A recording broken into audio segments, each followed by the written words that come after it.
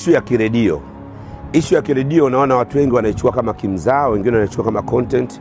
Nimeona mainstream wanachukua kama content, lakini pia nimeona watu wa digital platform mbalimbali wanachukua kama content. Naomba niwaambie kitu kimoja. Mnakumbuka changamoto na msiba uliompata MC Pilipili? Baada ya kumpoteza MC Pilipili, kila mtu alikuja na maneno yake, kila mtu alizungumza dhana yake, na kila mtu alikuwa anachangia kwa dhana yake. Mara ya mwisho marehemu MC Pilipili tuliona changamoto ya viatu, akaja akapata viatu, akarudi kwenye platform kubwa marehemu kupitia viatu, wengine wakampa suti, wengine wakampa viatu. Lakini tulipaswa kujiuliza, wewe alifia kwenye hali ile marehemu? Wewe alifia kwenye hali ile?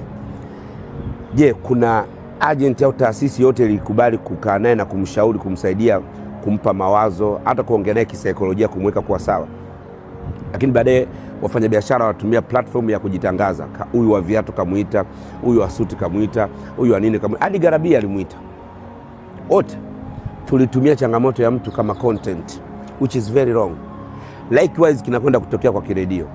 Leo kiredio kila mtu anambulu, wengine wanacheka, lakini tunajua kichwani kitu kinachoendelea katika kichwa chake. Tuna imani gani kama kiredio iko sawa kisaikolojia? Taasisi na agents ambao zinaweza kuongea na watu kuwaweka sawa kisaikolojia wako wapi? Tunaona tu amearchive picha zote Instagram, tunaona haposti, ana comment. How sure we are he is okay psychologically? How sure we are?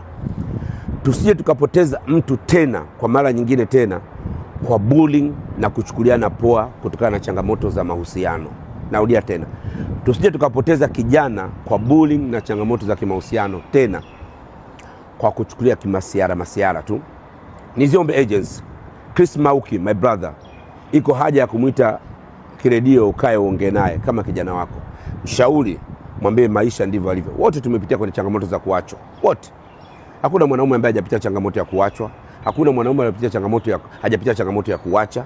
Wanawake wameumia, wanaume wameumia. Lakini je, kila mtu ana namna yake ya kuheal? Je, kiredio kwa bullying anaupitia, anaambiwa mwanamke wako ulikuwa unaenda naye kwa estukizi, alafu estukizi unasikia sijui kafanya nini. Mwanamke wako ulikuwa unaenda naye huku, sijui uko fanya. Kila mtu anaongea cha kwake.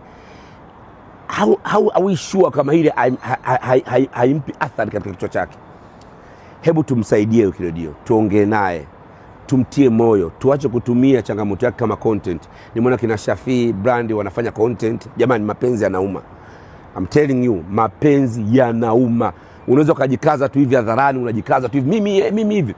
Mapenzi yanauma. Hakuna aloshindana na mapenzi akafanikiwa. Hakuna. Mapenzi yanauma. Unaweza ukawa chizi kwa sababu ya mapenzi. Tumsaidie kiredio. Hala. Naomba niwaambie kitu kimoja. Mnakumbuka changamoto na msiba uliompata MC Pilipili? Baada ya kumpoteza MC Pilipili, kila mtu alikuja na maneno yake, kila mtu alizungumza dhana yake, na kila mtu alikuwa anachangia kwa dhana yake. Mara ya mwisho marehemu MC Pilipili tuliona changamoto ya viatu, akaja akapata viatu, akarudi kwenye platform kubwa marehemu kupitia viatu, wengine wakampa suti, wengine wakampa viatu. Lakini tulipaswa kujiuliza, wewe alifia kwenye hali ile marehemu? Wewe alifia kwenye hali ile? Je, kuna agent au taasisi yote ilikubali kukaa naye na kumshauri, kumsaidia, kumpa mawazo, hata kuongea naye kisaikolojia, kumweka kwa sawa? Lakini baadaye wafanyabiashara watumia platform ya kujitangaza. Huyu wa viatu kamuita, huyu wa suti kamuita, huyu wa nini kamuita, hadi Garabia alimuita. Wote tulitumia changamoto ya mtu kama content, which is very wrong. Likewise kinakwenda kutokea kwa kiredio.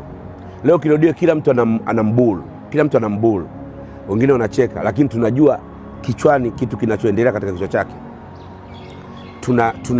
Tuna imani gani kama kiredio iko sawa kisaikolojia? Taasisi na agents ambao zinaweza kuongea na watu kuwaweka sawa kisaikolojia wako wapi? Tunaona tu amearchive picha zote Instagram, tunaona haposti, ana comment. How sure we are he is okay psychologically? How sure we are?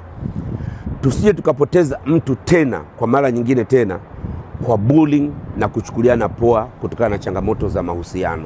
Narudia tena, Tusije tukapoteza kijana kwa bullying na changamoto za kimahusiano tena kwa kuchukulia masiara tu. Niziombe agents, Chris Mauki, my brother, iko haja ya kumuita Kiredio ukae uongee naye kama kijana wako. Mshauri, mwambie maisha ndivyo alivyo. Wote tumepitia kwenye changamoto za kuachwa. Wote. Hakuna mwanaume ambaye hajapitia changamoto ya kuachwa. Hakuna mwanaume hajapitia changamoto ya kuacha. Wanawake wameumia, wanaume wameumia. Lakini je, kila mtu ana namna yake ya kuheal. Je, Kiredio kwa bullying anaopitia, anaambiwa mwanamke wako ulikuwa unaenda naye kwa estukizi, alafu estukizi unasikia sijui kafanya nini. Mwanamke wako ulikuwa unaenda naye huku, sijui uko kafanya. Kila mtu anaongea cha kwake. How are we sure kama ile haimpi athari katika kichwa chake? Hebu tumsaidie Kiredio, tuongee naye, tumtie moyo, tuache kutumia changamoto yake kama content. Nimeona kina Shafii brand wanafanya content. Jamani, mapenzi yanauma. I'm telling you, mapenzi yanauma. Unaweza kujikaza tu hivi hadharani, unajikaza tu hivi mimi hivi. Mapenzi yanauma. Hakuna aloshindana mapenzi akafanikiwa. Hakuna. Mapenzi yanauma. Unaweza ukawa chizi kwa sababu ya mapenzi. Tumsaidie Kiredio. Hala!